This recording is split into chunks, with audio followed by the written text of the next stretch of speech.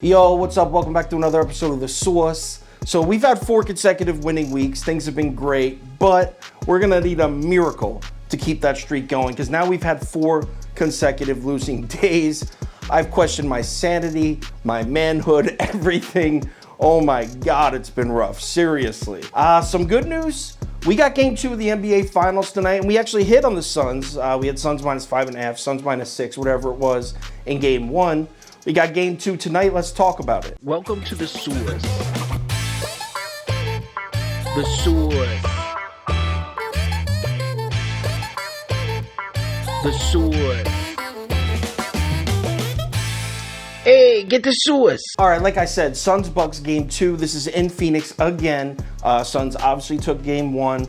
Line is Phoenix minus 5.5 again. Looks like the public is slightly leaning towards the Suns, but the money is basically dead even. And the money would pretty much stay dead even all morning. Now, the consensus line drops from 5.5 down to 5. I'm not 100% sure why. I don't know if it's an injury update. It definitely wasn't a money swing because I've been watching it and it's stayed pretty much 51, 52% all morning. No big swings at all. But it wasn't just 1 or 2 books that dropped it. There's 9 major books in New Jersey. That's what I track to get my consensus. 5 of them dropped it from 5.5 to 5 around the same time, all in the same 15-minute span. So I don't know. I got nothing for you. All right, let's break this game down. So the Bucks are in a little bit of a situation defensively. They came out in their man-up, switch-always defense. And if you watch this show, you already know what that is. They ran a lot of it in the Hawks series. I'll break it down real quick if you don't know what it is. So basically, it's just Milwaukee trusting their athletes. Anytime there's a screen, off ball, on the ball, the Bucks aren't even risking giving anyone space. They're switching right away, no matter who it is, no matter what the mismatch is.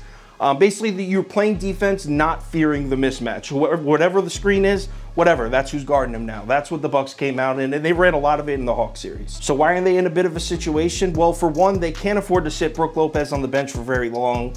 In the Hawks series, they had a couple long stretches where they would play a smaller lineup, keep Brook Lopez sitting, but he's kind of turned into what, the second best player on the team?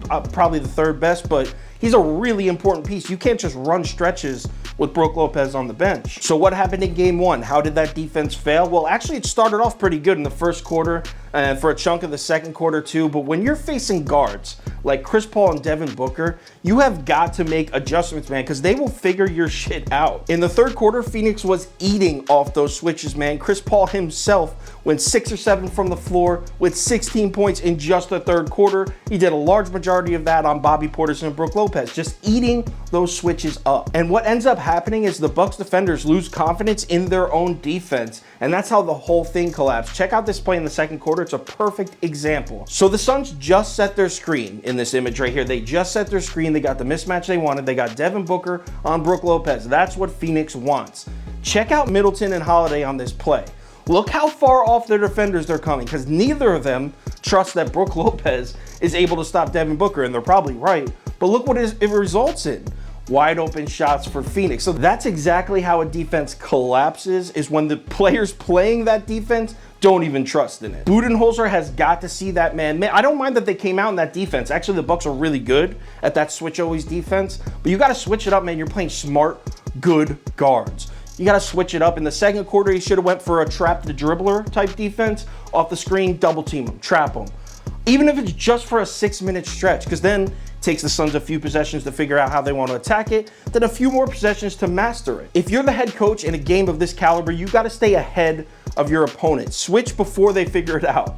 Stay with the defense, and when they start to figure it out, switch right away. Switch before they start eating. Now, on a positive note for the Milwaukee Bucks, I really like the way their offense looked. Giannis, I don't know if it's because he was nursing an injury, but he took a more conservative role in the offense, and I think that team's dangerous as shit when he plays a more conservative role on offense. I mean, when Milwaukee's got their ball movement working and they're hitting their outside shots, and they don't need Giannis to aimlessly run into the paint on every play, that's a dangerous offense, man. So what are we gonna bet in game 2? I'm taking the Bucks, man. I'm taking Milwaukee. I think that offense is gonna continue to give Phoenix trouble.